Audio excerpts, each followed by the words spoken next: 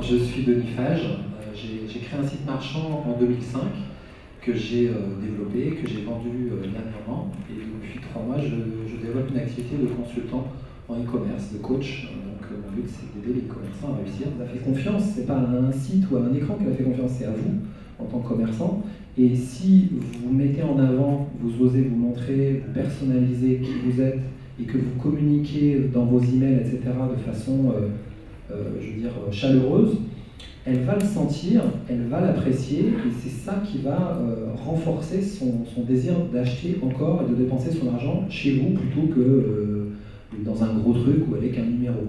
Chez vous, elle est importante parce que vous lui accordez de l'importance, vous n'avez pas 50 000 clients, donc vos clients sont importants, elle le sait, vous lui montrez, elle le ressent et elle vous le rendra. Non seulement vous faites une promesse, mais que quand au final, il a bien le colis livré en temps et en heure, et en plus, tiens, il y a des petits cadeaux à l'intérieur, des échantillons pour goûter de nouveaux trucs. Le pire que vous puissiez faire, c'est de supposer des choses et de vous baser sur des suppositions qui viennent de vous, ou de vos amis, ou d'un expert, ou de je sais pas quoi. Plus vous êtes transparent, plus vous êtes cash, mieux c'est. Et là, il y a quelque chose qui peut être fait, et qui malheureusement est souvent peu fait, c'est d'inclure une lettre dans le colis. Ajouter une feuille A4 dedans, pliée en deux, ça coûte entre guillemets quasiment rien.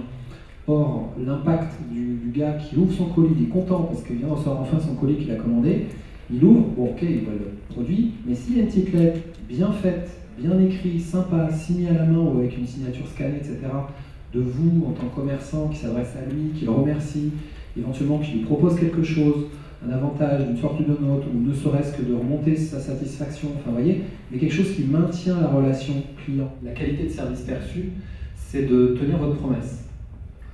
Donc le client, il va juger là-dessus. On peut être tenté par exemple de dire on vous livre en 48 heures. Si dans les faits, il s'avère que 2 fois sur 3, vous n'êtes pas capable de faire partir un colis le jour même parce que le temps de préparation de commande, et qu'il y a des fois où c'est pas 48 mais 72 heures, il vaut mieux promettre que la livraison est de 3 à 4 jours pour ne pas vous retrouver avec le fait que vous avez menti entre guillemets en faisant une promesse qui n'est pas souvent tenue.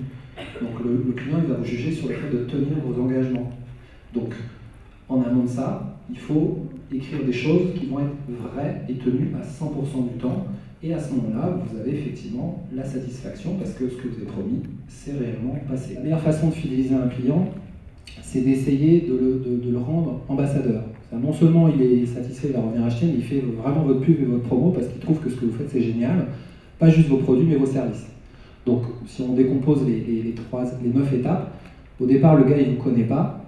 D'accord, j'ai considéré qu'il est inconnu par rapport à vous, et puis vous avez réussi d'une manière ou d'une autre, ça peut être une pub sur AdWords, une pub AdWords ou autre, à le rendre curieux, et à ce moment-là, il arrive sur votre site, c'est un visiteur, et donc là, vous allez devoir le transformer en client, donc il passe par différentes phases où il devient de plus en plus chaud, quoi, en tant que prospect, et il achète. Il avait un taux de retour qui était délirant, c'est-à-dire entre 25 et 40% des gens nous donnaient, et nous écrivaient spontanément un témoignage de satisfaction.